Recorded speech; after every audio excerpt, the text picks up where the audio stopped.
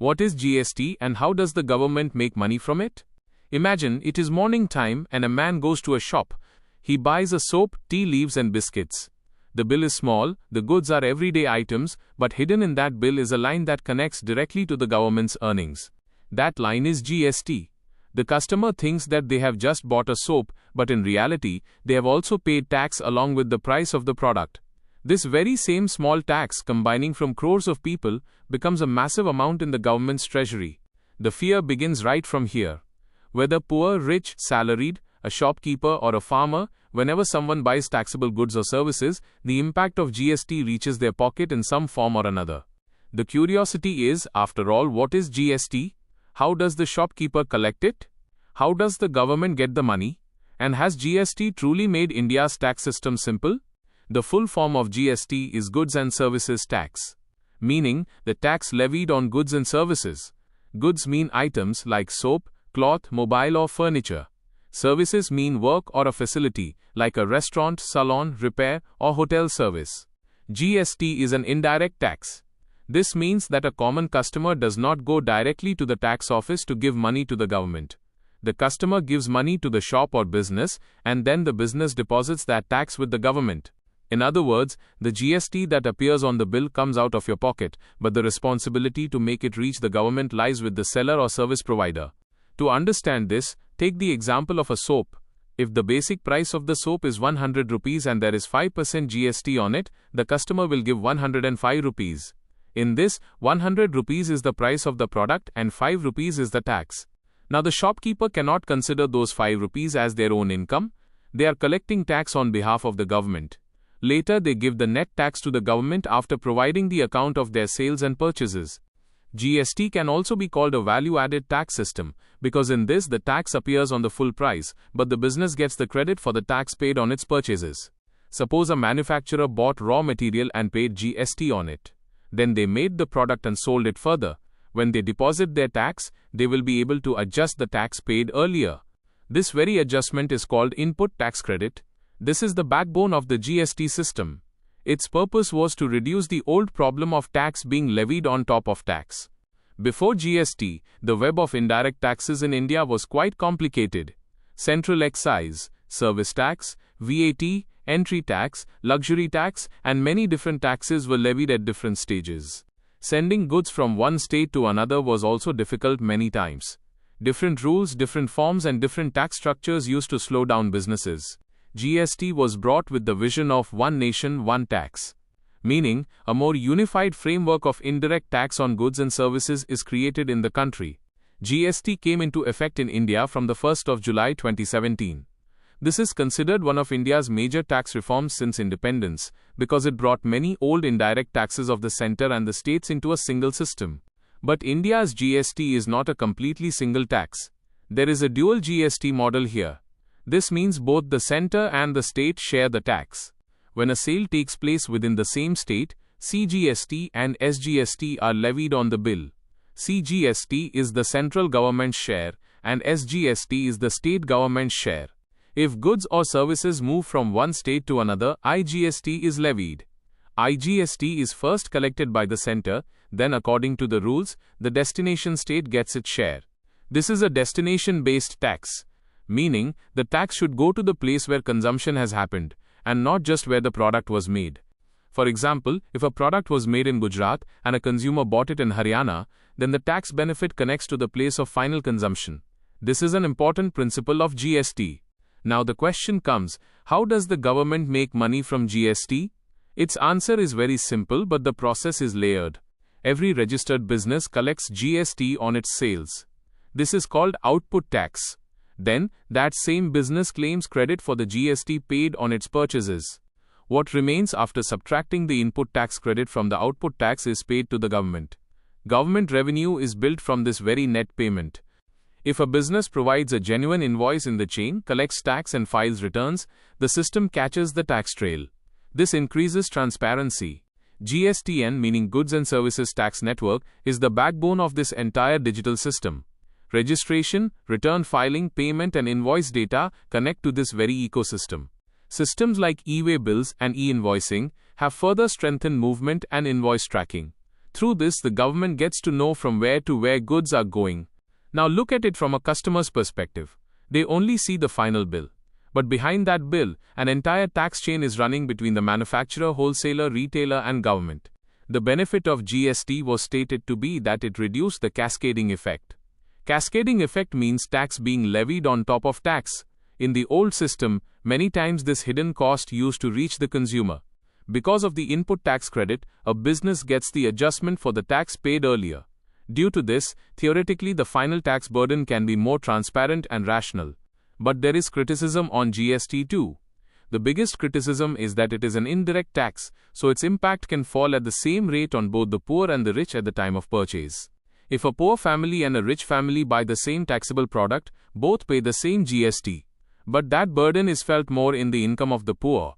This is why many people consider GST a regressive tax. Because it does not apply according to income, it applies according to consumption. To reduce this concern, essential items are kept under a lower tax or exemption. For instance, there can be a low or nil rate on certain basic food items, certain health-related products, and essential goods. After the 2025 reforms, attempts were made to make the GST structure more simple in India. The main rates were simplified around 5% and 18%, while a higher rate was kept for select luxury and demerit items. This does not mean that every product falls into just two rates. Some special items, exemptions, and specific notifications can have different treatment. GST rates depend on the category of the product and service. Therefore, to know the exact rate of any item, it is necessary to look at the HSN code, service classification, and current notification. Earlier, there was commonly a discussion of 5%, 12%, 18%, and 28% slabs. Later steps were taken in the direction of making rates simpler through rationalization. This change was necessary because a lot of traders and consumers used to have confusion as to which item would fall into which slab. A big advantage of GST for a business is that it has to do compliance in one structured system instead of multiple old taxes. But compliance is not considered easy for small traders. Return filing, invoice matching, ITC rules, and portal deadlines can become a challenge for them. This is the reason why the government keeps bringing options like the composition scheme, threshold exemption, and simplified returns from time to time. Small businesses whose turnover is less than the limit can stay out of GST registration in many cases or use simpler compliance options. But if a business does interstate supply, sells on an e-commerce platform, or falls into certain categories, the rules can be different. An important impact of GST also fell on the formal economy. Now, taking and giving invoices has become more important in the business chain. When a buyer wants to take input tax credit, they need a proper GST invoice. This creates pressure for tax compliance on the seller as well. This system tried to discourage cash-only, bill-less transactions. However, it would not be correct to say that tax evasion has ended completely. GST evasion can still happen today through fake invoices, bogus ITC, and underreporting. Therefore, the tax department uses technology, data matching, and audits. For a consumer, the most practical meaning of GST appears in the bill. If there is a registered seller, then the GSTIN, taxable value, tax rate, and tax amount should be visible on the bill. GSTIN is the unique registration number of the business. This shows that the seller is registered in the GST system. If you are buying a big item or making a business purchase, it is important to take a proper tax invoice. This can help in warranty, accounting, and compliance. Now comes the farmer's question. A farmer directly sells their agricultural produce, so many primary agricultural products can be outside GST or exempt. But when that same farmer buys tractor parts, machinery, packaged inputs, or taxable services, the impact of GST can come on those purchases. Meaning, the impact of GST falls differently on every individual. Someone feels the tax burden not like a direct taxpayer, but like a consumer. This is the big difference between GST and income tax. Income tax is levied on your income, whereas GST is levied on your consumption. If you did not buy anything, GST will not be levied on that transaction. But in daily life, taxable goods and services are so common that avoiding GST completely is practically impossible. People also get confused between GST and VAT. VAT was also a value-added tax system, but GST tried to bring goods and services into a more unified structure. Earlier, states used to levy their own VAT and the center used to levy a charge like service tax or excise. In GST, a large portion of these came into an integrated framework. The GST Council is a very important body of this system. It includes the Union Finance Minister and representatives of the states. The GST Council gives recommendations on GST rates, exemptions, and policy changes. This is considered a practical example of cooperative federalism. Now think, where does the government use the GST collection? This money becomes a part of general government revenue. From this very revenue, funding is provided for needs like infrastructure, welfare schemes, salaries, defense, roads, health, education, and public services. Meaning, when you pay GST, it is not just a bill line. It is a part of the government finance system. But the citizen's question is valid too. If tax is being paid, then improvement should be visible in service quality, roads, healthcare, and governance. Tax compliance and public trust go hand in hand. People pay tax more willingly when they feel that the system is fair and the money is being used in the right place. A big challenge of GST has been rate confusion. Many times, products that look similar end up in different rates. Rules have been changing from time to time in areas like restaurant service, packaged food, branded items, unbranded items, hotel rooms, insurance, medicine, and luxury goods. For a common viewer, the simple formula is this: GST is the tax that you pay while buying, the business collects it, adjusts the input credit, and the government receives the net amount.